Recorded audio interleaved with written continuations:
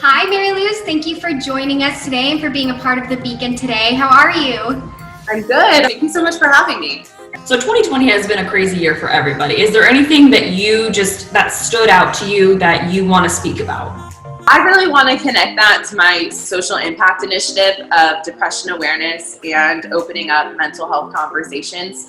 I know that I have a very unique opportunity as Miss Miami, representing a predominantly Latin community, being a Cuban American woman myself. I know that I have a very special opportunity to use my voice.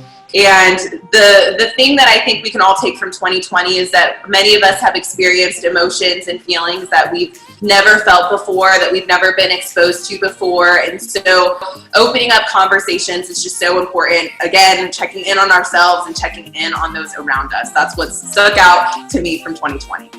You're Miss Miami now. What has been one of the most challenging things to become, like your journey to become Miss Miami? Specifically when it comes to Miss Miami, it was over Zoom. So totally unconventional, unlike anything else that I've ever experienced before. So there were a lot of things that I had to work on technology-wise that I never would even think about when competing in a normal competition. So I'm so thankful for all of those challenges along the way, because it just makes being Miss Miami so much more special. When you found out that you became Miss Miami and during the pandemic, and that all the effort that you put into it, doing this from your living room, what were you feeling? What was going through your head? Probably the only title that I cried after winning. I was so elated, so thankful to God. And then you talk about it being in my living room. It was really special to have my parents right there with me, because in a normal crowning moment, your parents aren't going to be there on stage with you as it's happening. And so getting to share that moment with them was just so special and something that I'll never forget. You said you were doing a full-time job, but competing for Miss Miami while at home. Like, how did you stay motivated and get what you had to do done? Yeah, I mean, I think that Miss Miami and preparing for Miss Miami actually gave me a lot of purpose. And I think that when we look at this pandemic and we look at being in our homes and how we've been taken out of our routines, finding routine however we can, I think, is one of the most beneficial things that we can do. So my advice to anyone who is struggling with motivation is to find a project or a goal to work towards, because I know that it gave me so much purpose and it allowed me to have a structured schedule, which was so refreshing during this time. Do you feel like you kind of learned any sort of lesson of being able to do this from your house? Like, as far as motivation, like, was it empowering to be able to accomplish this from your home? Yeah, you say like that sense of accomplishment and that sense of empowerment, and I definitely felt that. And despite the fact that so many of us are inside of our homes, it was really special getting to connect in that way. I think there were over 100 people watching the Miss Miami competition on Zoom. It was so special to see that so many people still cared, so many people still wanted to be involved, and that we were able to make it happen. I mean, it was really amazing. And then the fact that it worked out in my living room was very empowering. Yeah. So transitioning from pageantry and everything that you've found success in that realm, I kind of want to move on to another part of your life, which is broadcasting and, finding that big new job as you just graduated from Florida Atlantic University almost a year ago. Yeah, thank you so much, Jessica. So I am the director of broadcast and digital media for the Big Sky Conference.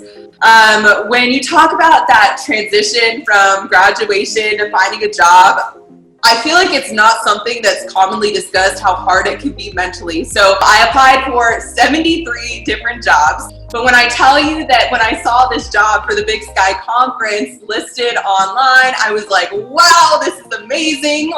I was like, I don't think I'll get anything like this for another 3 or 4 or 5 years maybe. But I was like, what the heck? Let me apply. One thing led to another, and in December, I was offered this position.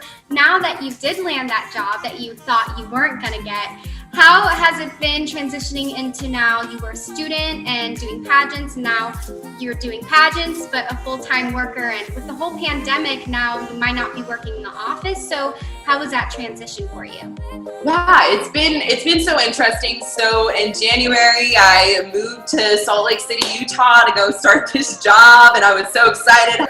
And then in March, we were in the middle of our basketball tournament, March Madness, and everything got shut down. It's interesting because I feel like I haven't really gotten the full picture of what it's like to work full time and then to hold a title, just because things are so different this year. I think that with everything being virtual, we have more flexibility both with our work and with our titles and what we're able to do. And I loved being a student, but this new world of working and sports, I'm so happy. I'm really happy to hear that you're happy with the job that you have now. There's also some challenges that can show up when you're a young woman in a new, field. Have you faced any of that yet, and how have you dealt with it? Not much, actually, in my professional career. I know that when I was younger and I was a student reporter, being a woman in sports, there were a lot of times where my knowledge was questioned. Now, on the flip side, being in my professional career, I'm extremely thankful because I'm surrounded by a group of amazing and supportive men who